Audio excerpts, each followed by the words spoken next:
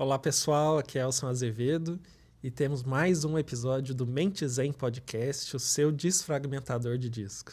Tudo bem, Verinha? Tudo bem, hoje estamos aqui com uma pessoa muito especial. É verdade, a doutora Graciele Rodrigues da Cunha Azevedo. Tudo bem, Grati? Tudo bem, e vocês? Eu não sei se vocês sabem, eu sou, no meio psiquiátrico, eu sou conhecido como marido da Graciele, porque ela é super, hiper, mega conceituada na psiquiatria da infância. E hoje a gente combinou de falar de um tema altamente relevante, muito debatido nos últimos tempos, que é bullying, né, Grande? Isso. A ideia é a gente falar um pouquinho sobre o bullying, as características, o que fazer para prevenir, né, que eu acho que é muito importante também. E é uma... não sei se eu estou indo além, assim, mas é uma pitada de o que a gente pode fazer em prevenção em saúde mental também, né? Sim, sim. Vamos falar um pouquinho sobre as estratégias de prevenção, níveis de prevenção, né? Se der tempo, a gente consegue abordar um pouquinho de tudo. E vai dar tempo da gente falar como ter um casamento sustentável? Vamos ver o que acontece aqui no meio, né? Vou pensar nessas estratégias no decorrer do programa. Então, dicas para manter o seu casamento. Não leve a sua esposa no seu podcast. Ou não fale sobre como manter o casamento no podcast. Isso é melhor. Ai. Mas então, e aí, Verinha, não sei como é que a gente vai fazer esse programa. Eu tô pensando, sabe aquele interrogatório estilo good cop, bad cop? mas, de certa forma, eu confesso que eu tenho algumas... talvez seja falta de informação, ignorância mesmo sobre o tema de bullying. Então, vou tentar tirar minhas dúvidas e talvez eu faça o papel do tiozão do Zap também, viu? Verinha, você me ajuda. Não fiquem com raiva de mim. É só mais ou menos um personagem. Uma versão fictícia de mim mesmo. Grati, o que é bullying? Acho que é a primeira pergunta, a principal pergunta, né? E eu vou começar com essa provocação, que é o que eu ouço muito quando eu vou falar de bullying, que é assim... mas me chamavam de quatro olhos, me chamavam de Olivia Palito. Antes nada era bullying, agora tudo é bullying, né? Então, isso é o que meu marido fala. Exatamente. Então, assim, eu acho que definir bullying é importante para as pessoas separarem o que é um comportamento aceitável do que não é, né? E entender que poderia não ser bullying, dependendo das características que a gente vai discutir, e poderia ser bullying, né? E você não ter conseguido identificar isso na época, tá? Mas, assim, o bullying, ele é definido como comportamentos agressivos, né? Que são feitos com a intenção de causar danos a alguém. Então, ocorre entre uma vítima e um ou mais agressores, normalmente repetidos. Isso é questionável na literatura, tá? Se é ou não repetido, né? Mas, assim, duas características principais seriam essas. Ele é intencional, tá? E ele costuma ser repetido. Agora, o que eu acho que é mais útil para a gente diferenciar o que é bullying do que é essa provocação, do que são provocações e brincadeiras, é que no bullying tem um claro desequilíbrio de poder, tá? Então, eu tenho um desequilíbrio de poder entre vítima e agressor ou agressores. Seja porque esses agressores ou agressores são mais fisicamente fortes ou são mais socialmente proeminentes, eu tenho um desequilíbrio de poder na relação. Tá, isso esclarece muita coisa para mim. Então, esse desequilíbrio, ele faz parte do conceito. Faz parte do conceito. Não é... Então, por essa definição, talvez eu possa pensar que o mesmo comportamento em circunstâncias diferentes pode ser bullying numa circunstância e pode não ser em outra. Sim. É exatamente a história do me chamavam de quatro olhos e eu não achava que era bullying, né? Se estava dentro de um grupo de amigos que estão fazendo provocações, que um dia é provocado, no outro dia você é o provocador, tá? E não tem essa característica mesmo de uma dominância clara ali, né? Que o bullying é muito uma demonstração de poder e dominância, não é bullying, tá? Por isso que eu falei, esse comportamento poderia não ser bullying mesmo, né? E por isso não te causou sofrimento, ou poderia ser bullying e você não ter percebido, porque a gente vai discutir também, acho que ao longo algumas características das vítimas de bullying, né? Para a gente entender, assim, né? Porque que às vezes é difícil também, nesse contexto, você identificar que está passando por bullying. Uhum. Eu fiquei com uma curiosidade, porque assim, a gente pode ter essa situação, então antes não tinha essa identificação, era bullying, mas a gente não tinha essa classificação. Mas na sua experiência, por exemplo, você percebe que também o inverso acontece? De as pessoas agora também terem uma tendência de tudo chamar bullying sem ser por esse conceito que você trouxe? Eu acho que pode acontecer numa minoria das pessoas, mas o bullying, ele ainda é tão subdiagnosticado, subidentificado, sabe? Que para a maioria dos casos não é isso que está acontecendo, sabe? Se a gente for olhar principalmente em escolas em que a gente vê desfechos muito negativos, né? De pessoas que a gente teve com alguma recorrência aí, suicídios, né? Em adolescentes em escola, que são pessoas que estavam sofrendo bullying há algum tempo, né? Sem isso estar sendo identificado e tratado. Eu acho que para a maioria dos casos, ainda a verdade principal é que o bullying é difícil de identificar e é difícil da gente lidar e a gente passa batido por isso, sabe? Então, acho que tem uma característica, assim, aí, geracional, né? De pessoas que são mais acordadas, né? Aquele woke, que são mais, né? Estão mais atentas a padrões de comportamentos que são negativos e que podem ser mais sensíveis, mas que, de forma geral, ainda predomina uma dificuldade de identificar. E até, talvez, indo mais a fundo nessa coisa geracional, Grati, que raios que aconteceu que isso tomou uma proeminência assim, no debate público e até como aspecto de prevenção? Algo que antes era, sei lá, meio corriqueiro, assim, não se identificava. Eu estou até pensando, né, indo mais atrás na relação da criança com a escola. Eu não sei, não tenho certeza os meus pais, mas uma geração um pouco mais antiga, as crianças tomavam reguada na escola, né, do professor, né, tinha punição física, sei lá. E aí isso diminuiu e... sei lá, o que aconteceu que, de repente, esse tema passou a ser um tema altamente relevante? Eu acho que, assim, um dos aspectos, tá, é esse de as gerações terem mudados e algumas coisas que não eram identificadas antes como comportamentos problemáticos, hoje são identificadas, né? Hoje é inadmissível, né? Embora não vou dizer que não ocorra, mas é inadmissível você ter uma punição física por um professor na escola. Uhum. Né? Por quê? Porque a gente já sabe dos danos que isso causa a longo prazo. Uhum. Então, é isso. A gente está mais atento a alguns comportamentos que causam danos de longo prazo e que antes não eram tão observados. Tá? Uhum. Um outro aspecto é que acho que com o advento também de mídias sociais, a gente consegue ver essas situações ocorrendo, que era uma coisa mais em segredo, né? Uhum. A gente pode falar um pouquinho do bullying, como ele acontece em segredo, porque ele não acontece normalmente na frente do professor. Tá? Então, recentemente teve um vídeo aí de uma criança pré-adolescente autista, que algumas meninas fazendo bullying com ela, e alguém gravou e isso caiu na mídia, e aí as pessoas discutem mais.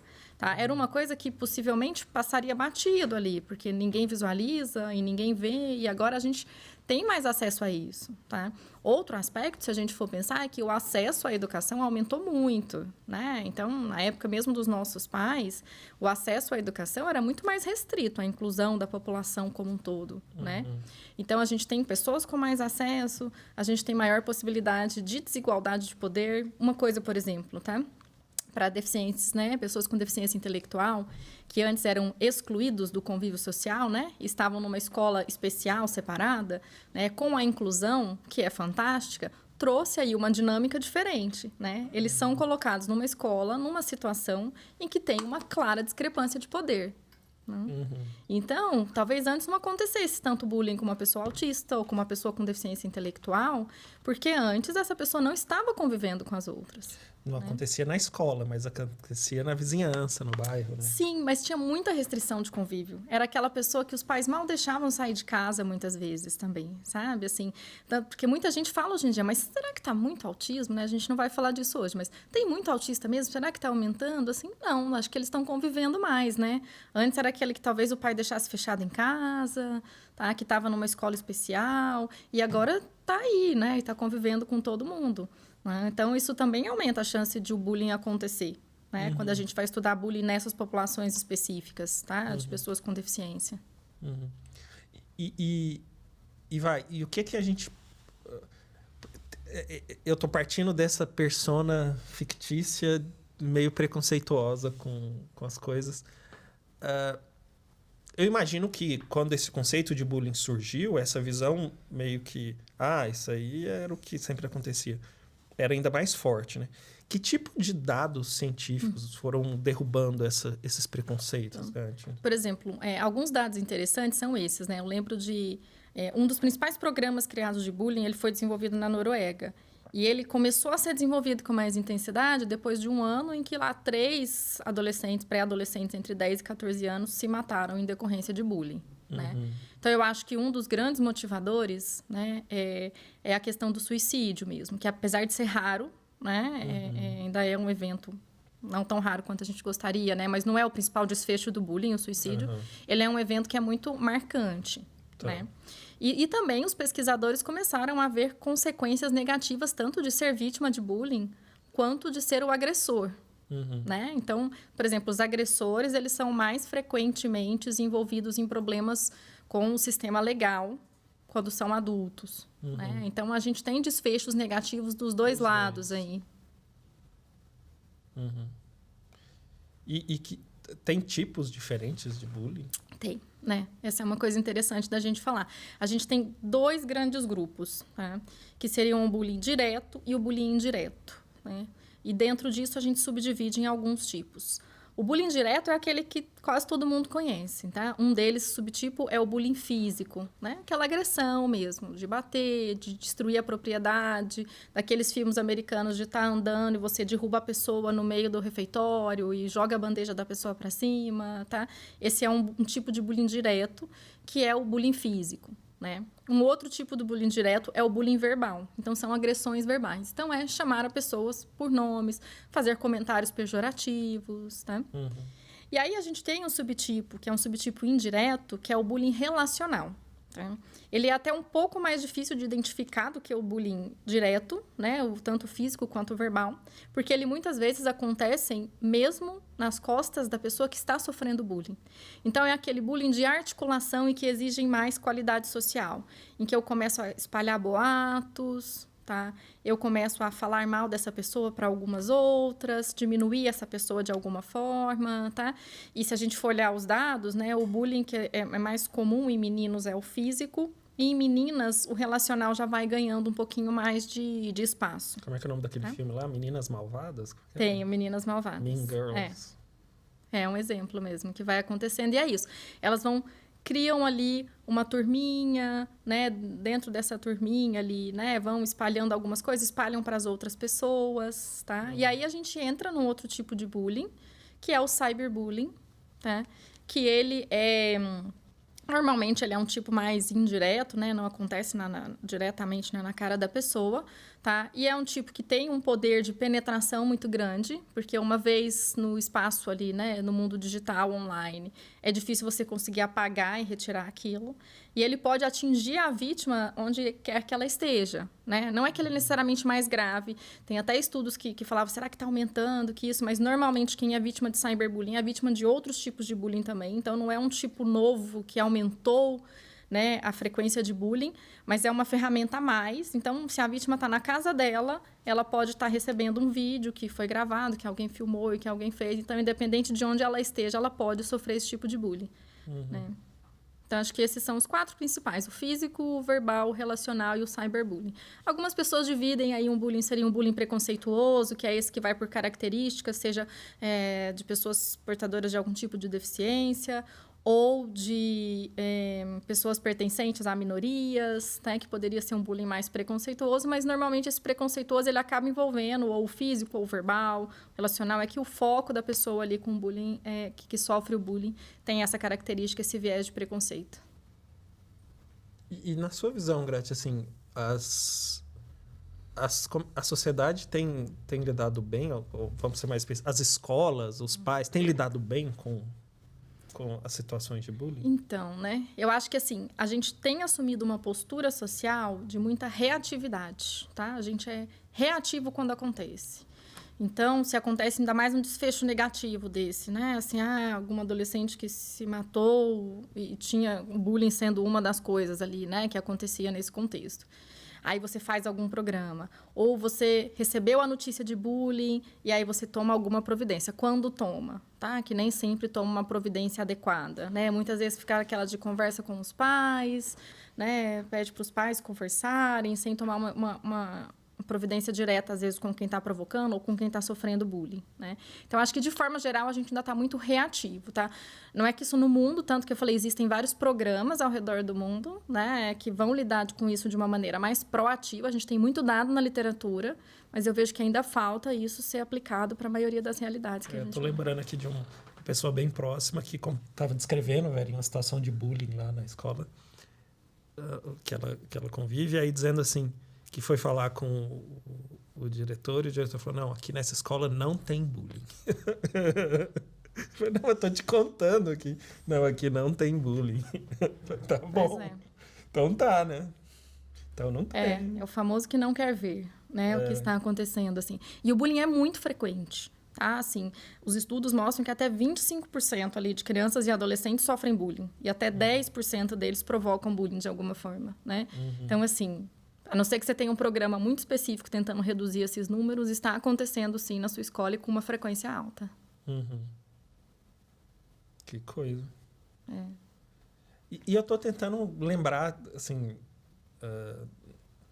fazendo essa coisa geracional mesmo, né? Não, isso não era eu que fazia, mas ali... Todas as pessoas em volta. Tinha aquele negócio de colocar taxinha. Não façam. Assim, na cadeira da frente. Tinha isso também. E aí o menino sentava e gritava no meio da... E aí a professora ainda mandava para fora da sala o menino que gritou, né? E aí, nesse círculo que eu estava descrevendo isso aí, isso não era, na minha cabeça, não era bullying. Porque tinha essa coisa de meio que eu desviava, né? Assim, só que ficava todo mundo tenso para ficar na escola, né? Na hora de sentar e tal. Agora, eu me lembro de outra situação que era assim... corredor polonês. Essa aí me parece, na minha experiência, assim, me sentia bullying, assim, né? Então, eu acho que esse que você falou, sentir bullying, tá? Eu acho que isso é uma chave, entendeu? Porque, assim, às vezes é muito difícil para quem está de fora avaliar se é bullying ou não também, sabe? Porque a gente pode falar assim, mas está tendo uma certa camaradagem ali, né? Ou a gente não está vendo direito o que está acontecendo, tá? Mas é exatamente assim, que papel que a pessoa fica quando ela está passando por aquela situação, né? Assim, como é que ela se sente? Tá? E aí eu acho que a gente precisa investigar mais diretamente ali, né? Então, assim, uma das propostas ali de intervenção é você fazer um questionário, você vai fazer uma investigação com a escola como um todo para identificar e falar assim, olha, que tipo de bullying está ocorrendo, em que frequência que está ocorrendo, com quem está ocorrendo, porque a gente pode não estar sabendo mesmo, tá? Se você acha que não está ocorrendo, provavelmente você não sabe que está ocorrendo, né? Então, a gente precisa tentar identificar isso, né? E isso, muitas vezes, é só a pessoa que sabe falar. Para os coordenadores, está acontecendo. Se você está dizendo que não, é que você não sabe, tá? Ou está mentindo, né? Agora, eu fiquei pensando em uma outra situação, até exercício mesmo, terapia. Terapia pessoal com as coisas. E a Verinha. Olha só, em algum momento lá, meus colegas do Marista, beijo para vocês, Colégio Marista em Goiânia. Turma de? Não. Turma jovem. Mas aí os meninos... Eu tinha um apelido que era o Gargamel. Lá dos Smurfs. Dos Smurfs.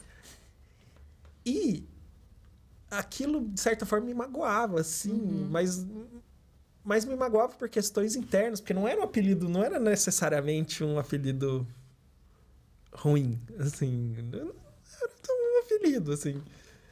Você dava apelido para os outros também? Não.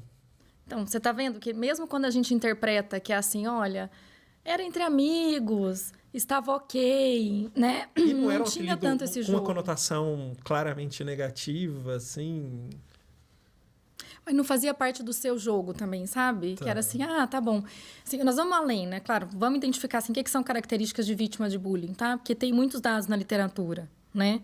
E a gente tenta aí muitas vezes, são esses que têm assim, tá usando óculos, é o gordinho. E isso é um dos fatores, sim, tá? Mas isoladamente não, porque quando eles comparam quem usa óculos, né? Não é que a frequência de bullying é muito maior em quem usa óculos. Então, a gente tem outras características associadas. Então, o perfil, que eles chamam meio de ansioso submisso, tá? São pessoas mais ansiosas, que tendem a ser mais sensíveis, tá? E, normalmente, o que vai virar o bullying, que por isso eles falam da recorrência, do ser repetido lá, tá? Tendem a reagir, algumas vezes, com bullying com choro, com fuga, né? Então, esse perfil, ele vai virando uma vítima mais frequente do bullying, né? Então, assim, pode ser que esse comportamento aí, essa coisa de te chamar de gargamel ali, talvez não caracterizasse bullying porque você estava bem inserido no resto, tá? Embora causasse um desconforto, né?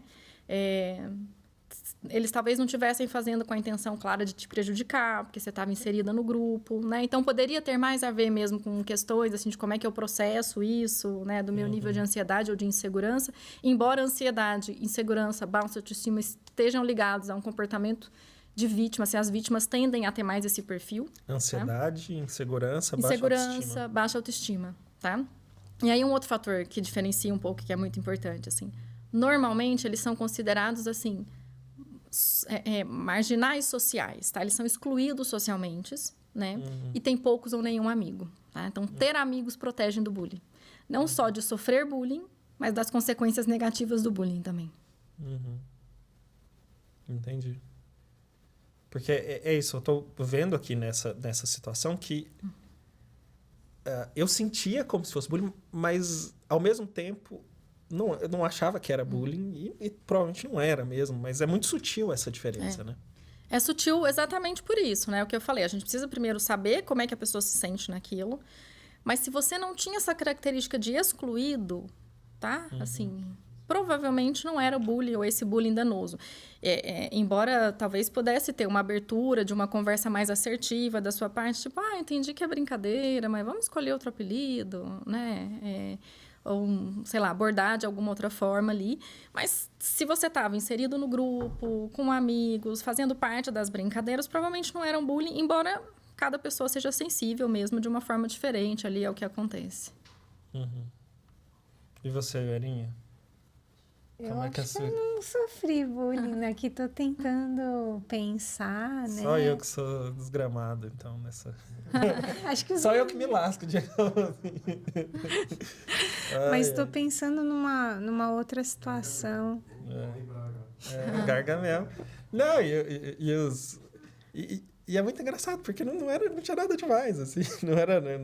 Não era exatamente uma característica física. Era, sei lá, o Gargamel tinha cabelo preto.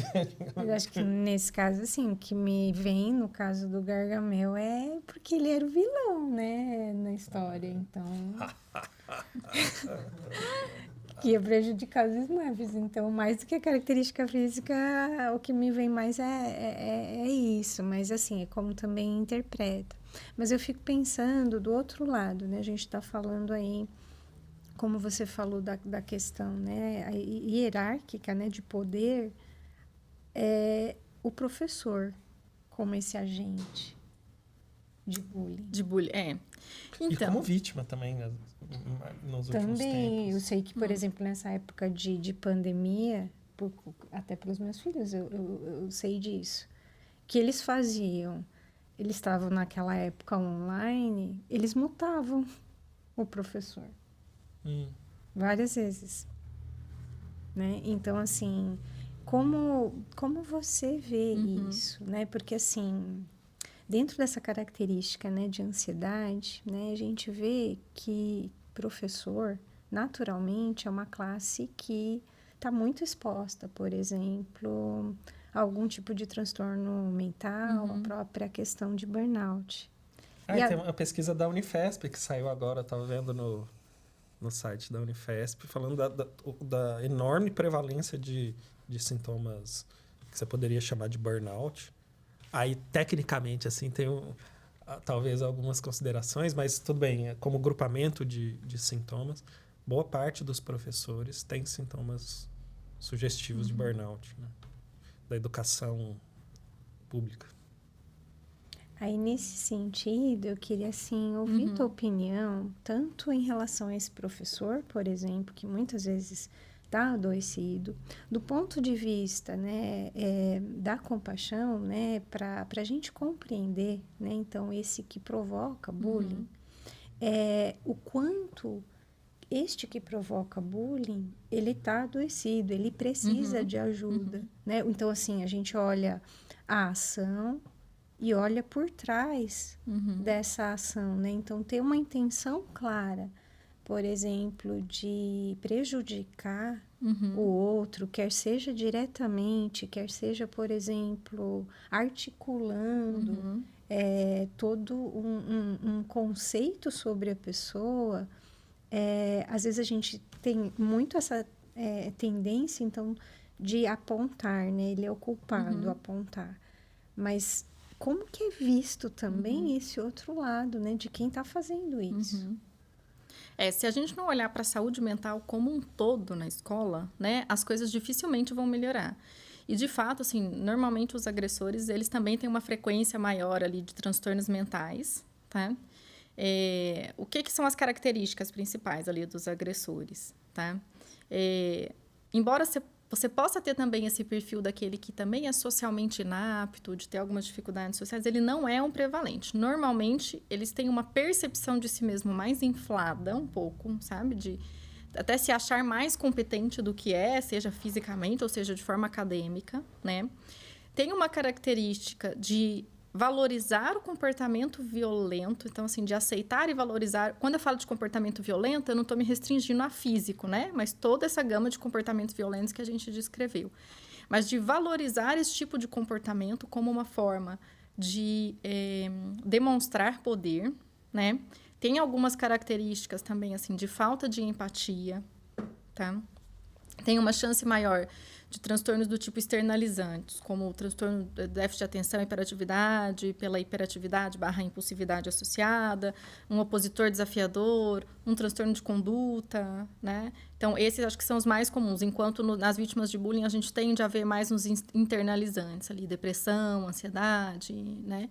Mas sim, também muitas vezes são vítimas de violência em outras situações, né? Como são vítimas de violência em casa, né? Em outros ambientes também, ou vivem em locais que têm esse modelo de comportamento violento como sendo algo aceitável e até muitas vezes valorizado, tá? Então, sim, assim, ambos estão em sofrimento, tanto que, se der tempo da gente falar um pouco das intervenções, as intervenções também vão olhar, né, tanto no lado da vítima quanto no lado do agressor ali, né? Pelo menos no algum subtipo de intervenção vai olhar para esses dois lados e tentar trabalhar especialmente nessas pessoas aí, né, que são os agressores. Estratégias de resolução de problema, estratégias de regulação emocional e manejo de raiva, tá? E aí tem um subtipo de vítima que é também um agressor, que é aquele subtipo de vítima provocativa, tá? Que é mais raro, né? Porque tem muita gente que fala, às vezes, mas está sofrendo bullying é porque mereceu ou provocou, tá? Acontece, sim, numa menor quantidade, pessoas que também fazem bullying são vítimas de bullying, tá? Ou são vítimas provocativas, né? Então, assim, é muito misturado, sabe? É uma coisa muito complexa, mas, claro, a gente tem que olhar para a saúde mental dos dois. Sobre os professores, uma observação é assim, é possível, sim, os professores estarem fazendo bullying também, tá? Dependendo do clima, do ambiente escolar ali, ou da saúde mental desse professor. Só que, em um certo limite ali, é abuso, né? Então, quando a gente fala de um professor que usava a régua para bater, isso não é bullying, isso é abuso, tá? É um comportamento agressivo que não é mais bullying ali, né? Então, também tem comportamentos ali dos professores que são mais, às vezes, caracterizados como um abuso ali, né? Seja um abuso emocional ali, né, dessas crianças, do que bullying necessariamente. Então, pode acontecer o bullying também, mas o mais frequente é partir para uma coisa de abuso mesmo, assim, quando acontece, do que de bullying. Por conta até dessa posição, né? De que favorece e de muito mais poder. Tinha um professor que o aluno estava dormindo na sala e jogava o giz na cabeça. Isso acontece ainda. É que Isso acontece ainda? É que agora é o quadro... Mas eu não sei. Isso será que é abuso? Olha, qualquer situação, eu acho que ali, né, tem uma discrepância de poder clara, né? Você tem que tomar cuidado com esse tipo de ação. Eu não acho que é aceitável, sabe? Acho que talvez não exagero de falar que é abuso ali, mas não acho que é aceitável, né? Você tem formas melhores, porque você está dando uma demonstração de um tipo de comportamento que vai ser validado também. Então, nas intervenções anti-bullying, uma das principais questões é que você tem que criar um clima, um ambiente na escola em que fique claro que o bullying não é tolerável. E se eu tenho determinadas ações de professores que podem não ser necessariamente bullying, não ser necessariamente abuso, mas que são exemplos de um comportamento violento ali, né? Percebido como tolerável, isso vai totalmente contra a gente criar um ambiente em que esse tipo de ação não é aceita. Mais do que tolerável, é engraçado, né? Todo mundo ri na hora. Então, aceitável, né? Engraçado. Então, que fala assim, olha, tá vendo? Assim, esse jeito de fazer gracinha com o outro é legal, ele traz resultados, entendeu? Assim, não é um ambiente que vai favorecer que a gente acabe com comportamentos de bullying. E até a Verinha, e você falou dos professores, né? Os professores, muitas vezes, e a gente trabalhou muito atendendo professores, né? Eles se sentem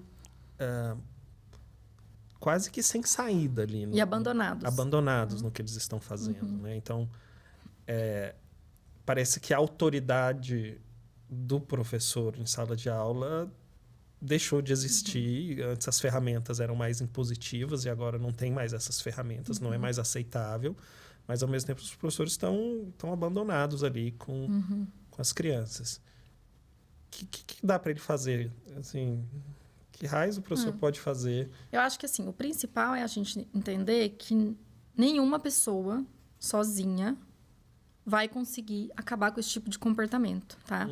E, assim, como mãe, eu gostaria de trazer uma mensagem super positiva, que era assim, cuide do seu filho em casa, sabe? Seja acolhedor, e aí isso vai proteger ele de bullying, ou ele vai te contar o bullying. Então, é claro que a gente deve cuidar e ser acolhedor, tá? Mas isso, isoladamente, é uma pequena parcela ali desse comportamento, que é um comportamento que normalmente acontece no ambiente escolar, no ambiente que os pais não estão presentes, né? E que muitas vezes é isso que eu falei.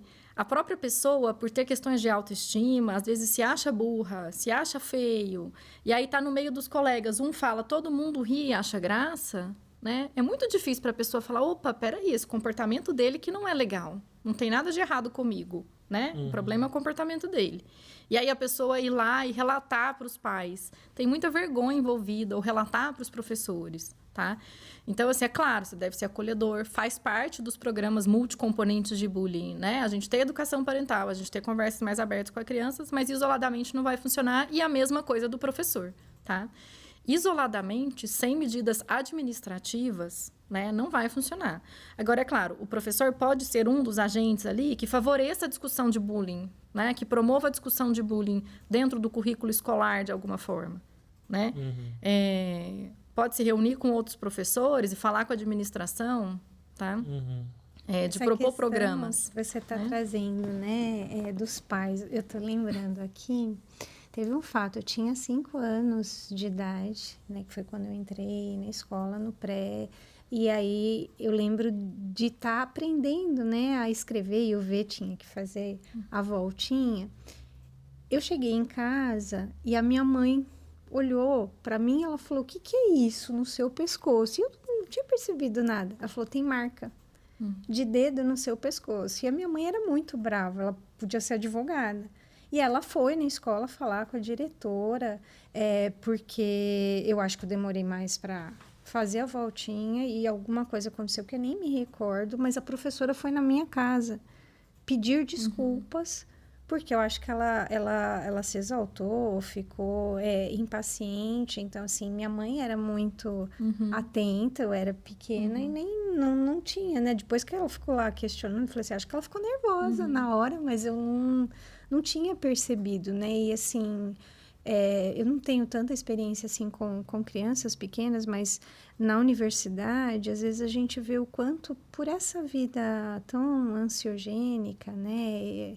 O pessoal com 18, 19 anos, às vezes, assim, não tem esse apoio muitas vezes. O pai, a mãe não tá tão presente. E talvez a gente pudesse, né, observar algumas coisas para tomar algumas ações. Foi o que eu falei, não tenho dúvida de que o papel dos pais é importante, tá? De ser uma forma mais cooperativa, de ser aberta ao diálogo, de estar atento ao comportamento dos filhos. Embora isso, o bullying físico, né? No seu caso não era bullying, foi um abuso da professora, mas o bullying físico, ele pode ser notado, ele pode deixar marcas ou não, mas os outros tipos de bullying a gente não nota diretamente, né? Então, é lógico que assim, a gente pode estar atento ao comportamento dos nossos filhos, eu posso ver se ele está evitando ir para a escola, se ele está dormindo mal, se ele está mais isolado. E isso é um papel importante dos pais. Uma né? mudança de comportamento inexplicável.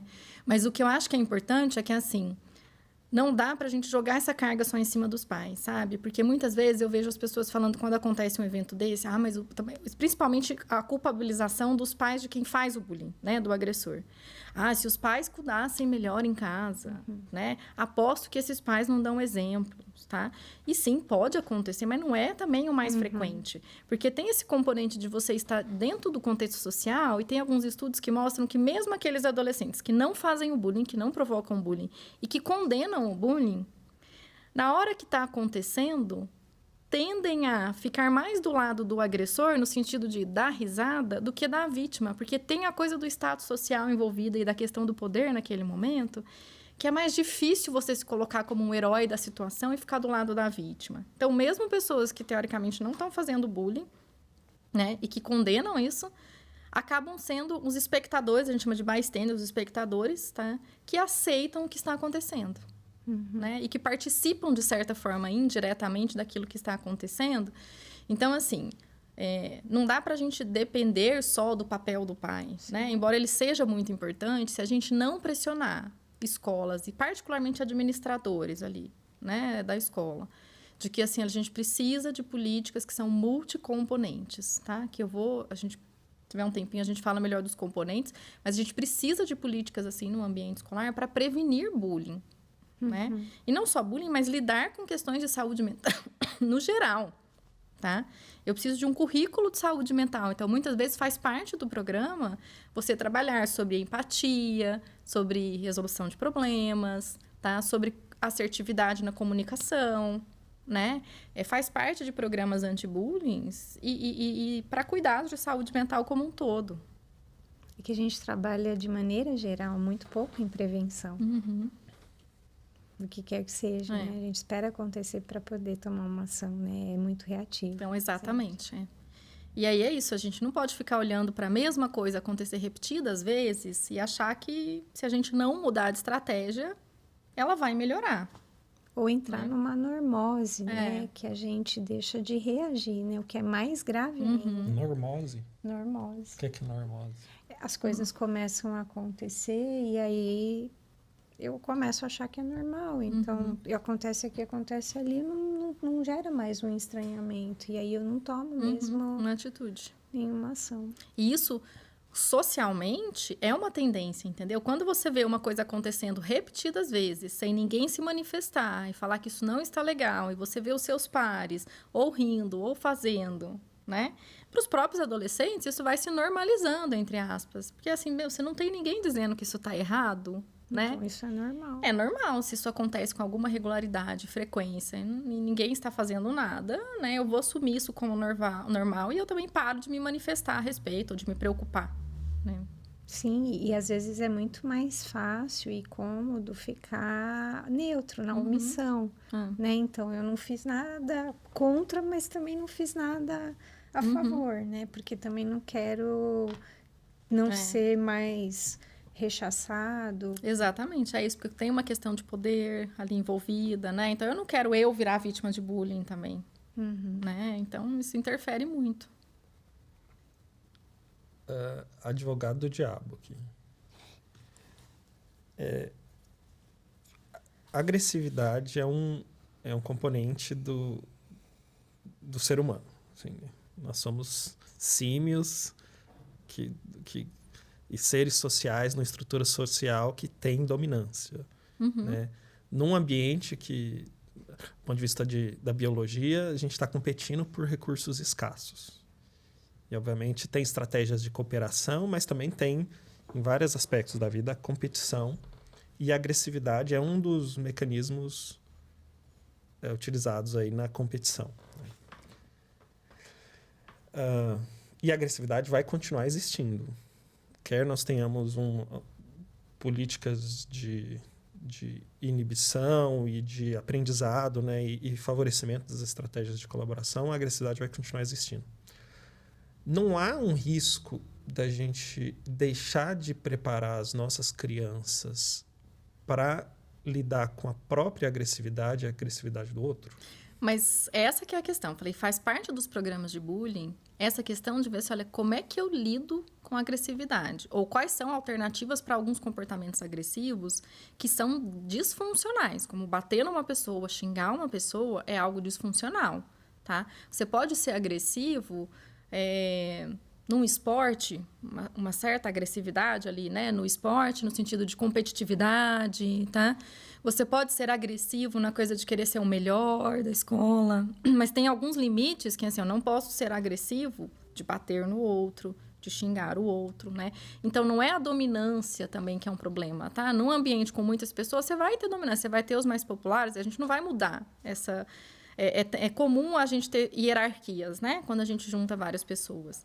A questão é, se eu me aproveito dessa hierarquia para abusar do poder, né? E eu estou infringindo dano ao outro, pelo simples fato de infringir dano ao outro, assim, olha, eu não tem, né? Não é uma coisa tipo dentro de um esporte, eu quero ganhar, tá? Eu quero ser o melhor da sala, né? Que normalmente não leva a comportamentos agressivos disfuncionais, isso, tá?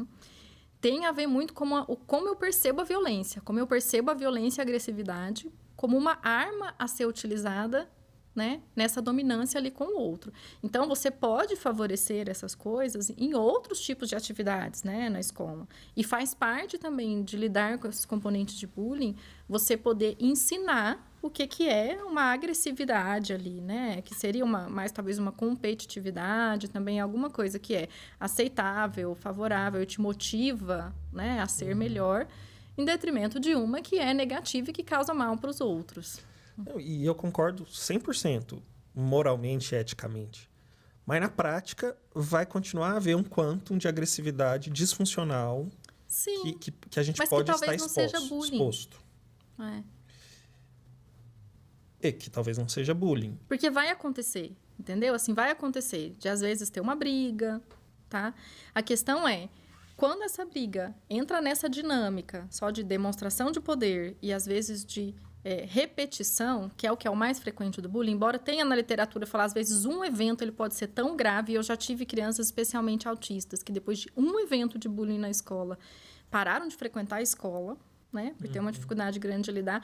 A repetição é uma das coisas. Então, uma coisa é um comportamento que aconteceu e que eu vou lidar com ele e que eu vou tentar entender quais são as consequências dele. A outra coisa é a gente estar cego e esse comportamento virar algo rotineiro, que vai se repetindo, né?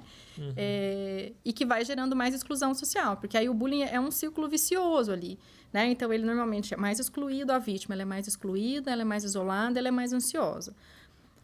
Sofrer bullying vai tornar ela mais excluída, mais isolada, mais ansiosa, mais depressiva. E aí isso aumenta a chance dela sofrer mais bullying. Então, vira uma coisa ali que é muito disfuncional, né?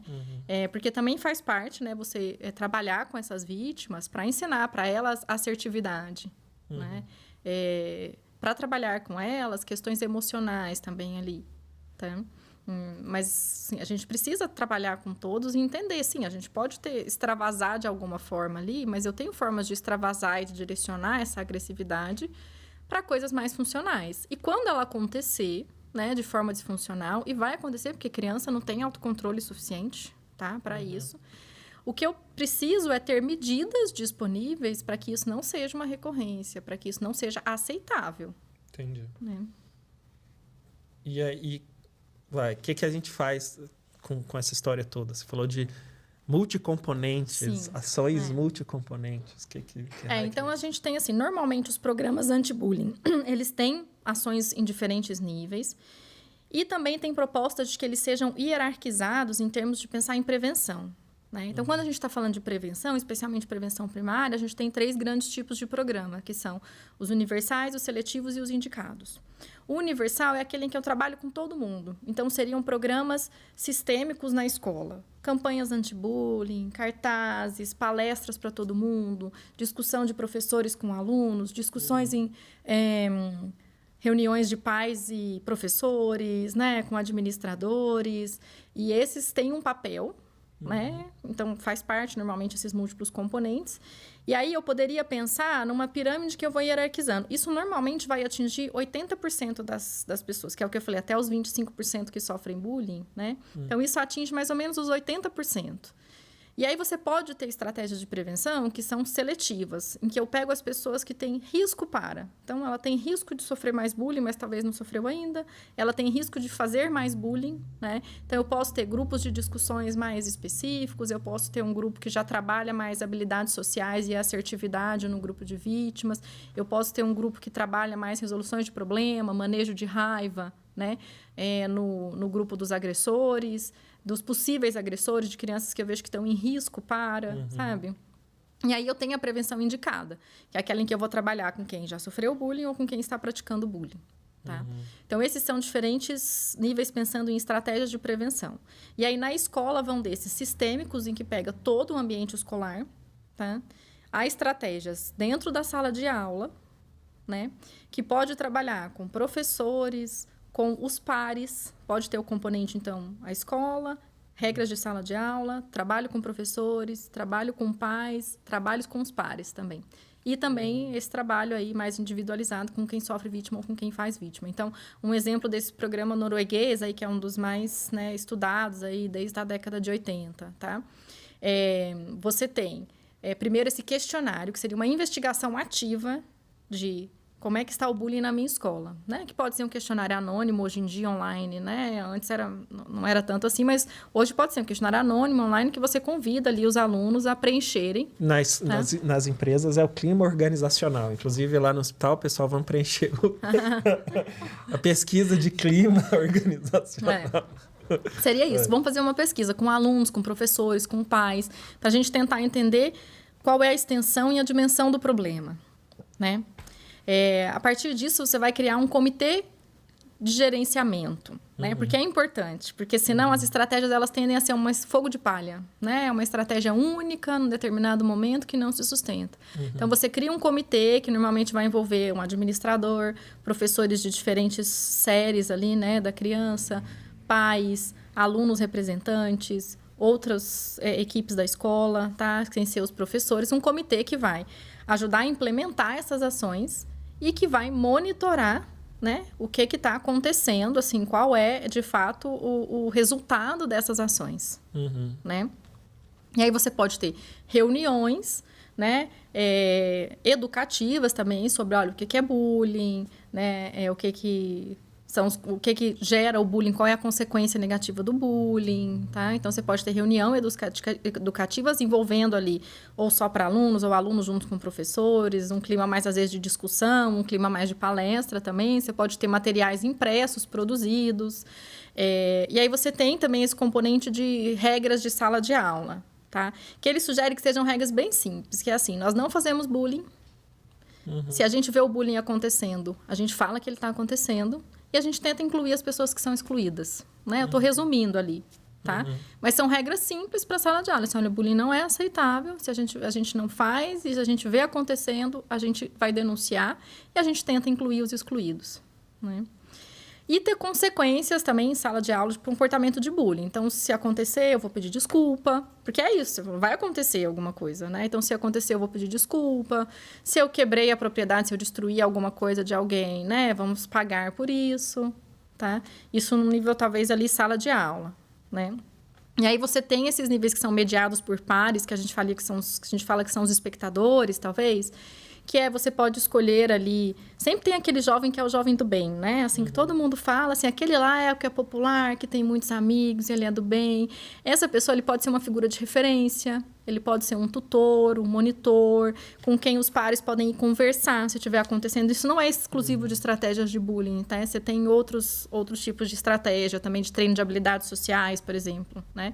Mediada por pares. Então, pode ser uma referência e que essa pessoa recebe também orientações, né? Assim, então, ela fica com um know-how, um conhecimento maior e ela serve de referência ali para os pares, tá? E aí, você tem esses trabalhos mais específicos ali, né? Com quem está sofrendo e com quem está praticando, que eu citei alguns que seriam estratégia de resolução de problema, treino de habilidades sociais, comunicação assertiva, né? Que você pode utilizar também com quem está sendo a vítima e ali ou o agressor. Né? Isso eu dei um resumo geral, assim, mas para ter uma ideia. Assim. Então, os estudos mostram que funciona. Quando eu penso nessas coisas assim, me dá uma certa desesperança. Putz. Que dá muito trabalho ou de achar que não vai... É uma sensação subjetiva, tá? Assim, de isso ser enxugar gelo. Não. Os estudos mostram que funciona. O que acontece, por exemplo, esse da Noruega, que eu falei que é um dos mais conhecidos e estudados, ele tem muito bons resultados lá em alguns outros países e, às vezes, quando foi para os Estados Unidos, o resultado não foi tão impactante quanto o que foi lá na Noruega. Então, o que eu acho que a gente precisa entender é que essa chavinha que eu falei que é importante, que é o monitoramento do que eu estou fazendo, ela é importante. Porque pode ser que uma estratégia que foi testada num local não seja melhor para aquele local. Então, assim, monitorar e aprender com o que você está fazendo é muito importante. Né? Então, a gente precisa ver ali, olha, eu vou repetir esse questionário depois de um tempo, eu vou ver se as coisas melhoraram mesmo. Tem um componente, que é um dos componentes que funciona muito também, que é aumentar a fiscalização nas regiões que acontecem, nas áreas da escola em que acontece mais bullying. Que mais comumente, aí são dados de fora do Brasil, mas seria assim, refeitório, o corredor, banheiro, né? Eu fico pensando, né?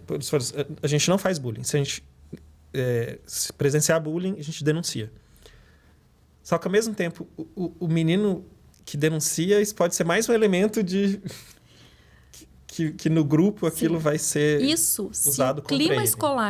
Se o clima escolar não for desse. Porque o que acontece? Snitches get stitches. O que é o importante aqui? Tá? Primeiro que a pessoa não precisa ser identificada, mas segundo é que, como eu falei, o bullying tem essa ideia de demonstração de poder, tá? Se você tem uns estudos interessantes, assim, que tem tipo acampamento, né? Numa cabine em que a gente tem quase ninguém agressivo e algumas pessoas são agressivas, né? Às vezes, esses que são mais agressivos têm mais chance de sofrer vítima de bullying. Se eu tenho uma cabine em que a maioria tem comportamentos mais agressivos e eu tenho aqueles que não são agressivos, os que não são agressivos tendem a sofrer mais vítima de bullying. Então, a percepção social do que é aceitável, ela é um componente importante. Se eu tenho esse ambiente, esse clima escolar, de que fala, gente, isso daqui não é aceitável, isso não é legal, o bullying perde parte do poder dele.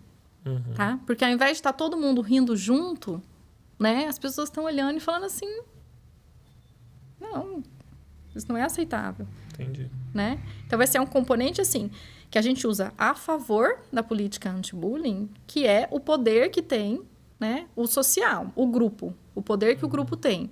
Seja aceitando e valorizando o bullying, seja demonstrando que o bullying não é aceitável. Tá? Porque se você consegue criar esse clima na escola, você não vai ter, às vezes, um dedo duro.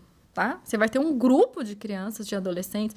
Isso é mais fácil com adolescentes, tá? Vamos fazer esse detalhe. Porque eu preciso ter ali maior desenvolvimento de habilidades cognitivas para que isso funcione. Com crianças menores, é mais difícil você ter esse componente dos bystanders, dos espectadores também, né? Como grande influência. Mas se eu crio esse ambiente escolar, né? Em que isso não é aceitável, é muito mais fácil uma pessoa, já na hora, do tipo assim, um olha para a cara do outro e fala assim, não... Sabe? Isso não é legal, né? Isso daí que você está fazendo não é legal. Ninguém vai rir com você disso que está acontecendo, né?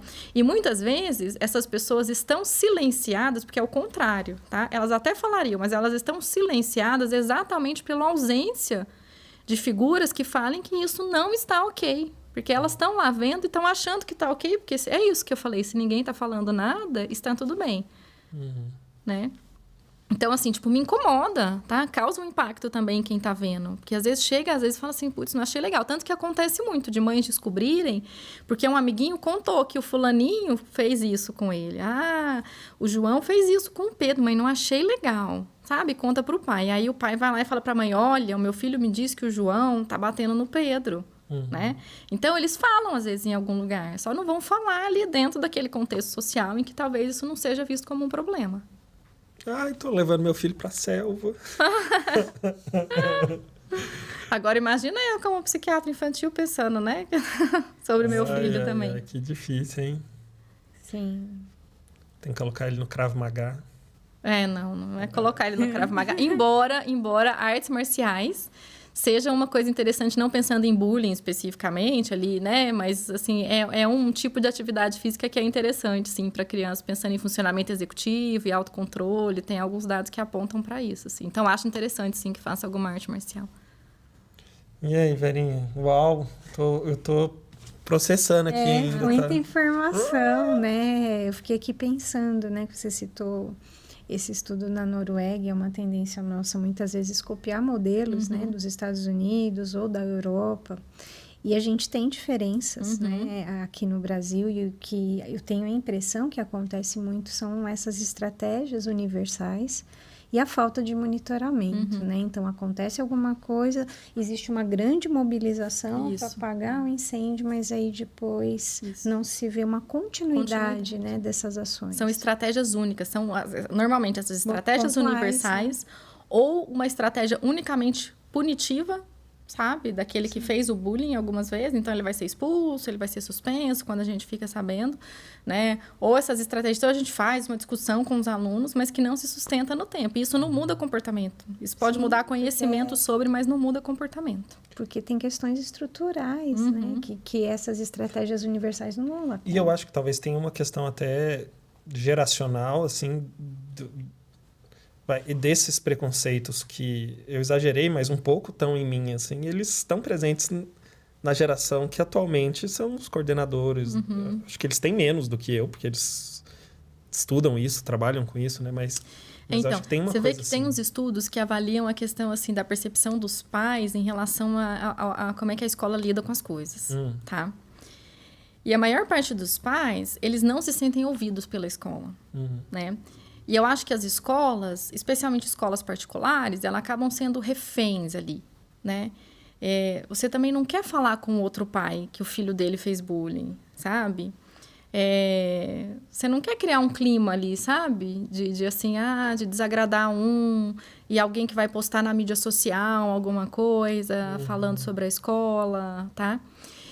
Por isso que eu falo que, mais uma vez aí, trabalhar preventivamente está ao seu favor, tá? Porque aí, essas estratégias que eu falei, que são essas estratégias mais diretas ali com quem está fazendo, com quem está provocando bullying, primeiro que elas são menos necessárias, é o que eu falei, você vai sobrar ali com 80% das pessoas, porque até assim, as estratégias universais, elas são ruins se elas forem feitas uma única vez, né? Mas se elas forem feitas de forma continuada e monitorada, elas têm um papel importante e elas pegam 80% das pessoas. Então, eu deixo muito menos espaço, né? Eu diminuo o bullying de frequência e eu deixo menos espaço para essa necessidade de ter que abordar no 1-a-1, né? E quando eu tenho que abordar no 1-a-1, preferencialmente, esses pais já estão sabendo qual é a minha política para abordar isso. Porque não deixo de acontecer na hora, sabe? Agora que aconteceu, vamos vir aqui conversar, o que a gente faz com seu filho, né? Olha o que está acontecendo. Não, tá? Eu já tenho um programa para isso, todo mundo já foi informado. Isso vai resolver os pais que vão querer causar por qualquer motivo ali? Não, mas não é a maioria, entendeu? Isso é assim, olha, um pedacinho. E se você já criou isso no ambiente escolar, e se todos os pais já estão sabendo, não vai colar esse discurso, né? Seja um discurso de perseguição, porque não é, entendeu? Assim, é uma coisa, olha, é uma política da escola, tá todo mundo envolvido, vocês já receberam as informações, a gente já teve as palestras, as conversas aqui entre pais e professores, né? Então, embora tenha ali alguma coisa mais barulhenta, tudo, isso minimiza muito quando você faz preventivamente, né? E outro aspecto é esse tipo de discussão, que é uma discussão na sociedade, tá? Porque a sociedade entender a importância desse tipo de estratégia ali nas escolas Porque aí, mesmo que tenha um discurso ou outro, porque as escolas se preocupam, acho que muito com isso hoje em dia, né? Tem grupos de pais no WhatsApp, e aí começa uma conversa paralela, e estão falando da escola, e a escola nem está sabendo.